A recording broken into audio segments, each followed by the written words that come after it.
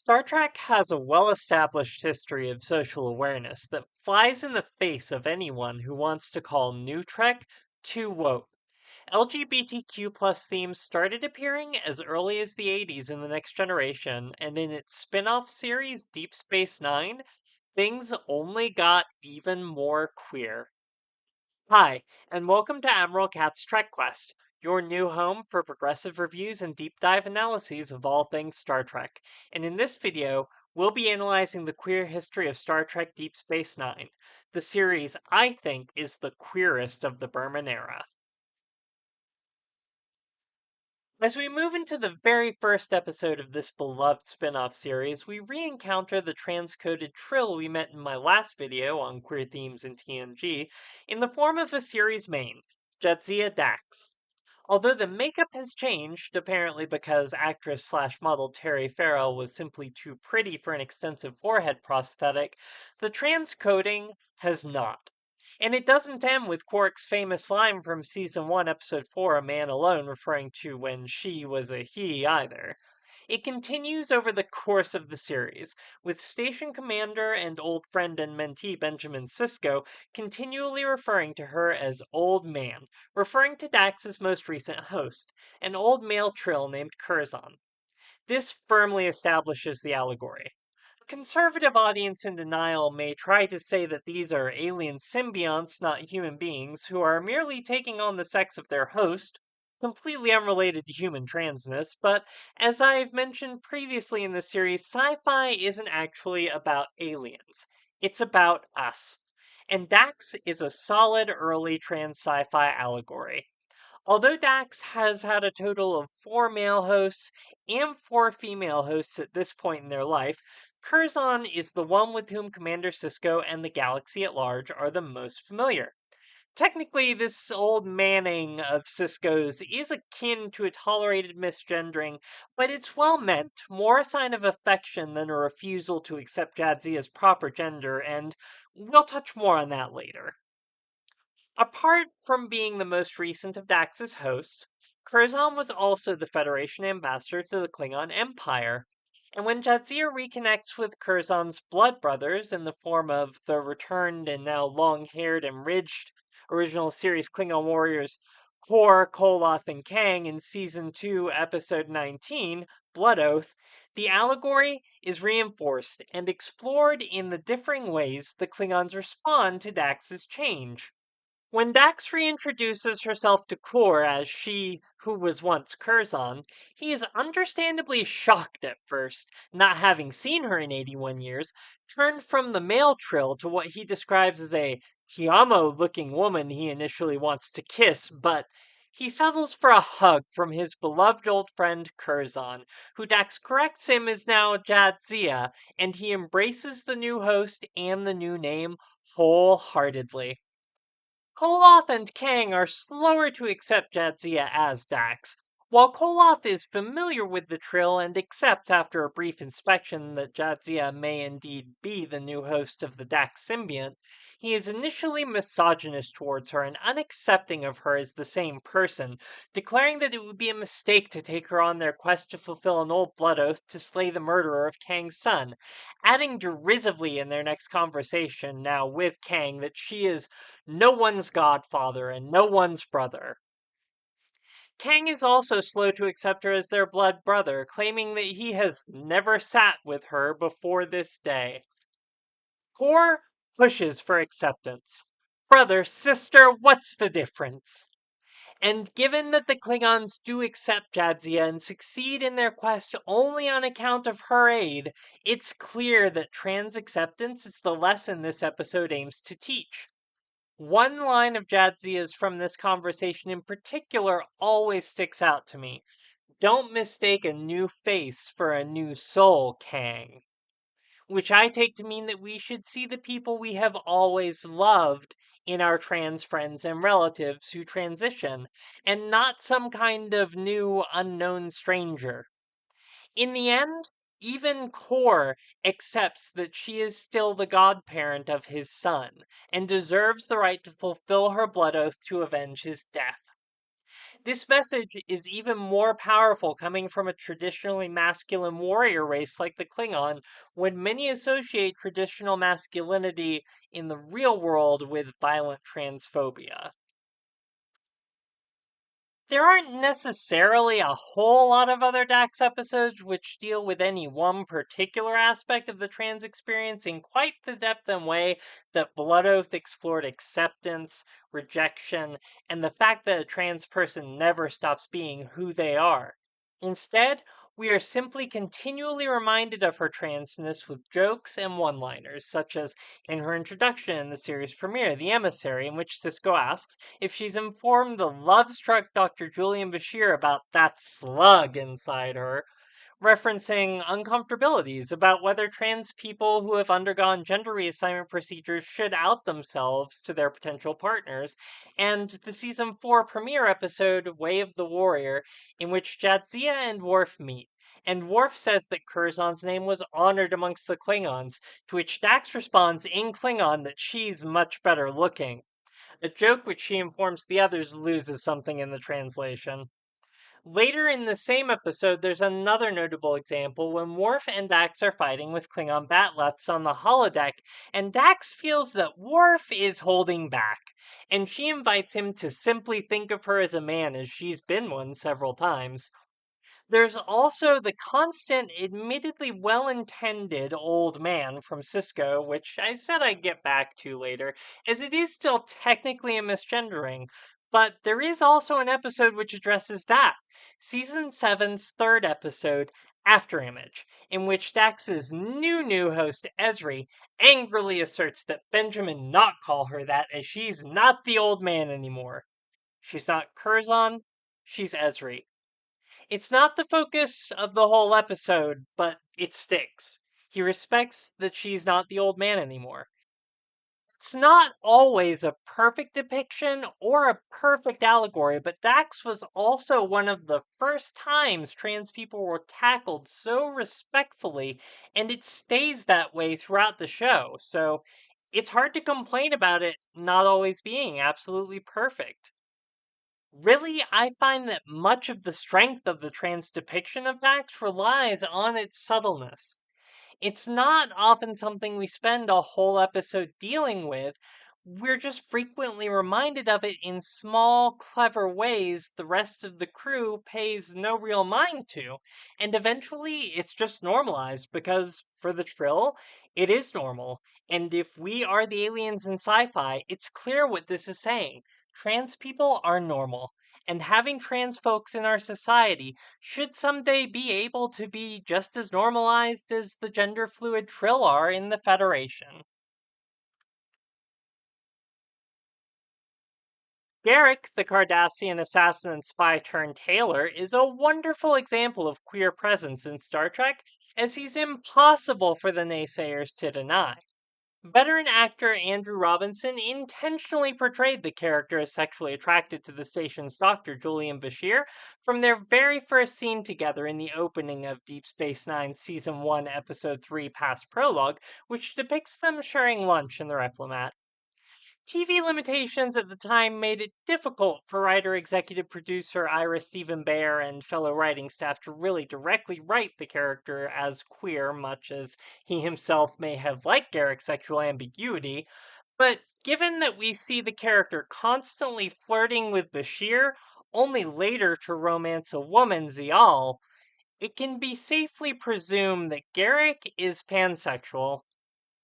While not explicitly written into the script in the more blatant ways it could have been, such as Garrick's flirtations with Bashir evolving into a relationship, something which Robinson has expressed in interviews may simply have been a bridge too far at the time, we see the flirtations constantly. They're always having lunch together, always sparring. There's always that look in Garrick's eye, that wry smile on his face, the way he puts his hands on Bashir's shoulders, the gifts he gives him, the confidence he places in him, if he truly places any confidence in anyone.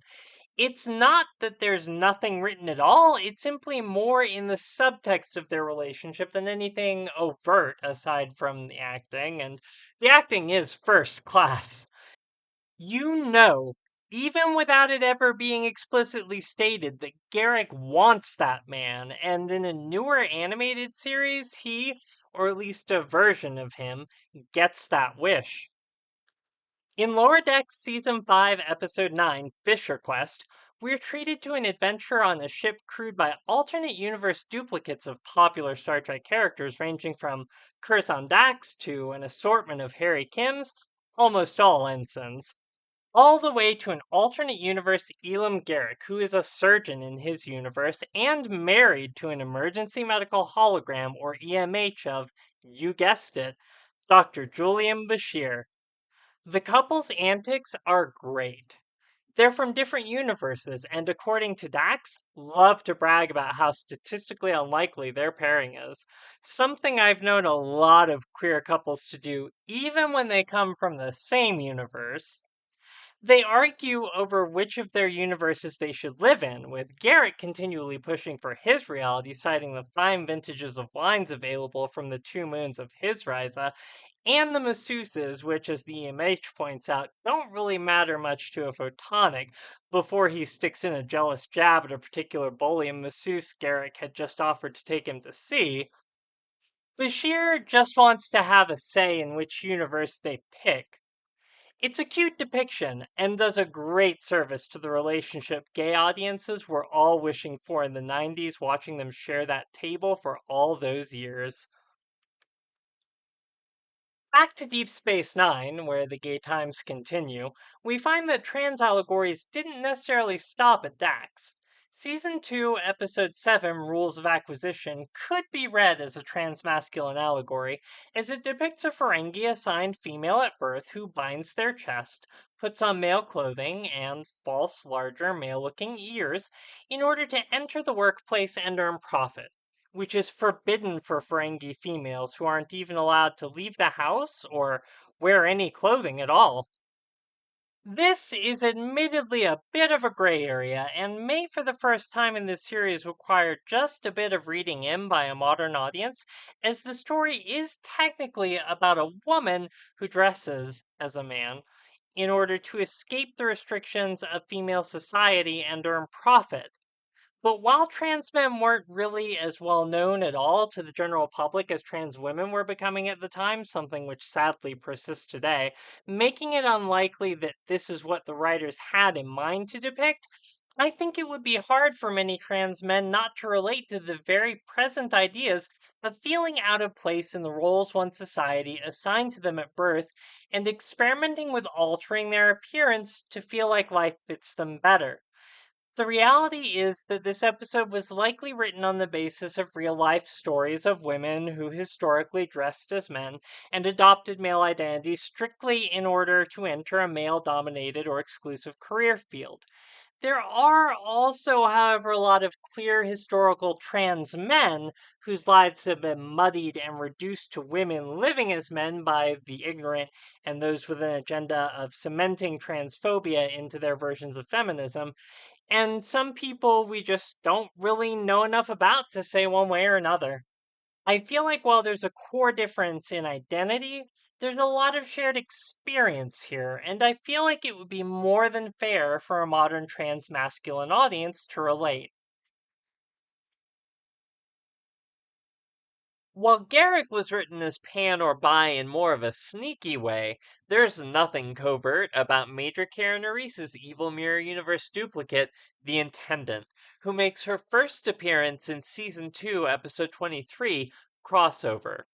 She starts flirting with Prime Universe Kira almost right off the bat when they meet in the Mirror Universe version of this station, still known by its Cardassian name Tarek Nor in this universe, after Prime Kira and Dr. Bashir encounter an anomaly on a journey through the wormhole to the Gamma Quadrant, which has sent them to this alternate universe instead.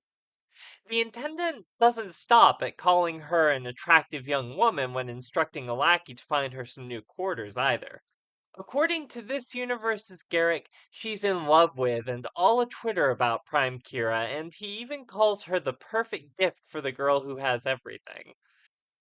We also see the intendant getting frisky with a male servant, and it's established that she's also been in a relationship with this universe's Ben Sisko, so we know she's not just a strict lesbian, but obviously bi or pan. Mira Kira was also evil, which probably made it easier at the time to depict her as an unapologetically bi character. And we end up learning in a later episode, season 7, episode 12, The Emperor's New Cloak, that it seems that every woman in this universe might be bi, at the very least, both this universe's Ezri and its Lita. It's a fun depiction, and it doesn't even bug me at all that these characters are evil because no one's ever biphobic about it. Something we have yet to achieve even in real life queer spaces. It was a great early depiction of bisexuality, in my opinion, because no one makes a big deal about it or acts like it's odd. It's just accepted that even in the Prime universe, bi and pan people are just an ordinary enough part of life that Kira wouldn't bat an eyelash at her Mirror Universe twin being bi.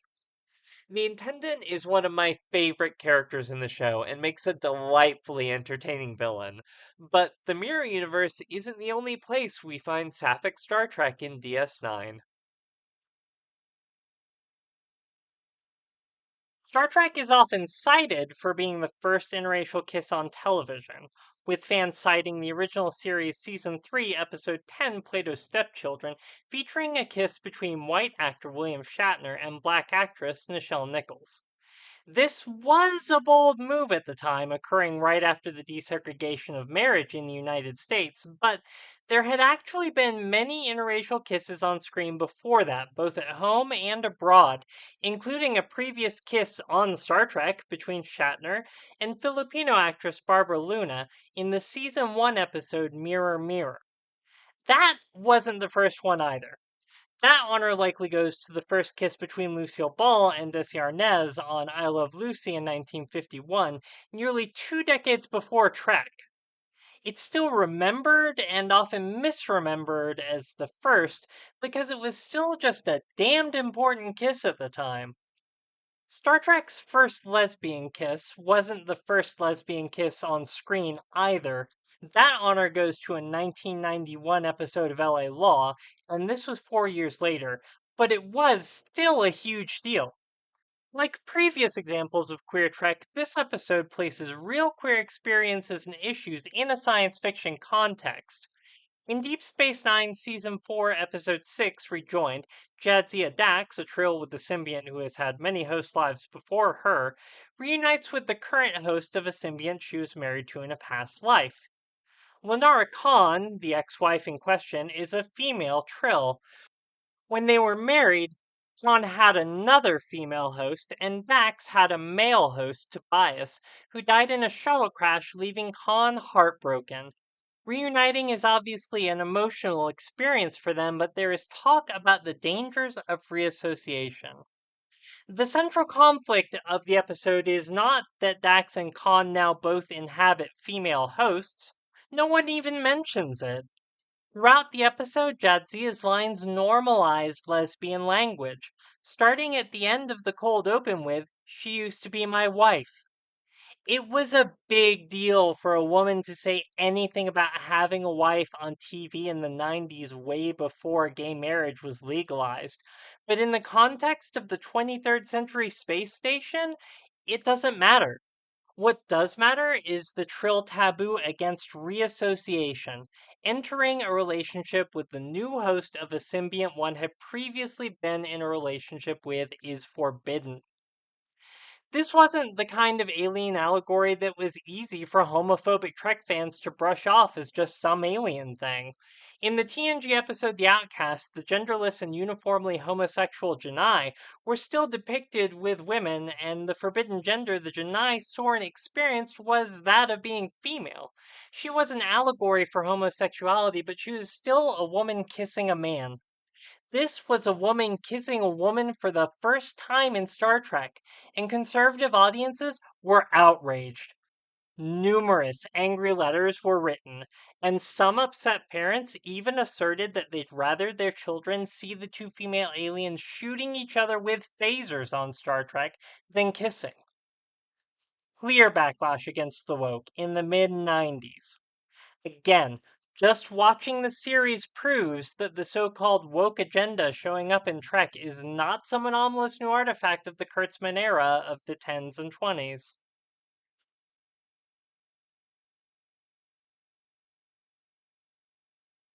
Deep Space Nine features a lot of queer representation and allegory, but that isn't to say that it's always done well.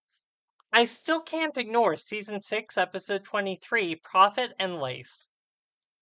This is a clumsy episode, but it's impossible to deny that it brings transness up. It's almost more like a transphobic cross dressing comedy, except that we do see some trans acceptance coded dialogue and what could essentially amount to a subtle condemnation of transphobia.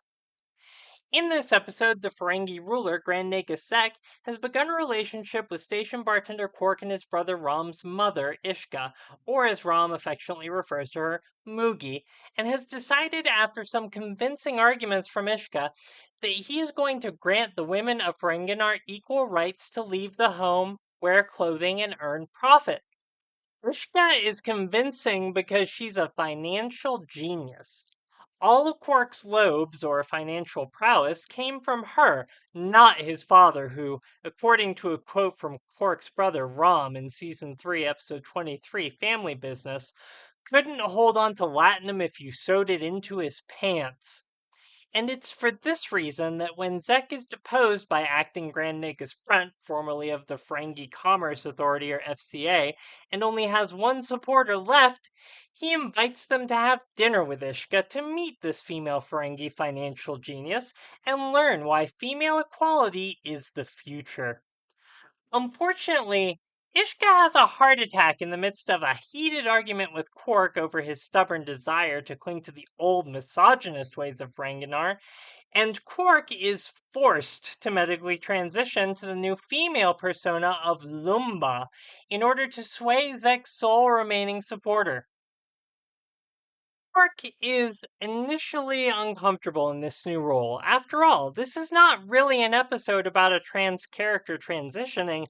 It's about a character who, as far as we know up to this point, to be a cisgender male, transitioning because he has to because of hijinks. Mostly, it's about him learning to overcome his misogyny by experiencing and overcoming the misogyny of Ferengi men. Brunt is additionally transphobic, informing the now love-struck sole remaining supporter of Grand Nagasek, Chairman Nilva, CEO of the Sluggo Cola Corporation, that that's no female. His name is Quark. Brunt has already been coded as a villain in previous episodes, so it's easy to read this as the symbolic condemnation of dead naming and misgendering, especially when contrasted with everyone else's use of female pronouns and the new name Lumba for Quark while he's in the disguise, and Nilva's insistence when Quark disrobes to prove his new womanhood that he's female enough for him. In the end, Quark isn't a trans character, and this was all just hijinks anyway, so the procedure is reversed, and the episode ends with Quark musing over still being a bit hormonal and therefore emotional, and reconsidering the way he treats his female waitresses and Dabo girls. It was an exercise in feminism more than anything, and it was clumsy at times in how it handled transness when it came up, but in the end, I think the right message is present, even if it's not the focus of the episode. And given that most cross dressing comedies can have a tendency to come off in general as anywhere from a bit disrespectful all the way to outright offensive and harmful to trans people, this one is at worst pretty harmless, and I'm gonna say it's definitely queer track. The Dominion War dominated the landscape of DS9 and allowed for a lot of fantastic storytelling.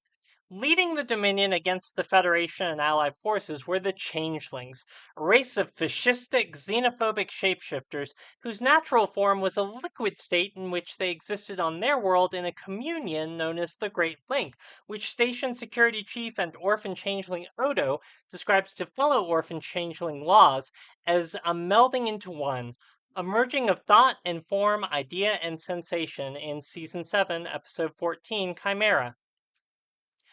Linking becomes an obvious metaphor for gay love.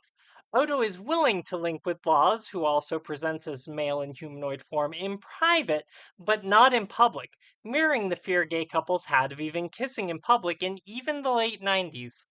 He warns that the station is at war with the changelings and it could be dangerous to link openly on the promenade.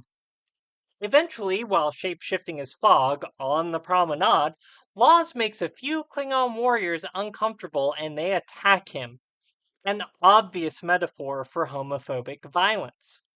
Quark even goes so far as to warn his frenemy Odo after the incident that this is no time for a changeling pride demonstration on the promenade. Much of the episode focuses on the Alpha Quadrant species' discomfort with changelings and their shape-shifting nature, similarly to straight discomfort with homosexuality. And it also focuses heavily on the themes of wartime alienation of those deemed in league with the enemy on account of their race or heritage. Arguably, this may be the main theme for the body of the episode, but the gay allegory becomes the central conflict, and it's handled exceptionally. Laws and Odo aren't both male changelings for no reason, and linking has been described in previous episodes as an intimate act and even directly compared to humanoid sex in Season 6, Episode 5, Favor the Bold. This is no accident. This is woke, Bear era queer trek at some of its finest. If you'd like to see more videos on the queer history of Star Trek, there's a link on the left of the screen. If you'd like to support this channel, thank you. There's a link to my Patreon in the description, or if I become a partner one day, there should be a link on the screen to the right. Thanks for joining me on this Trek quest. Live long and watch Star Trek.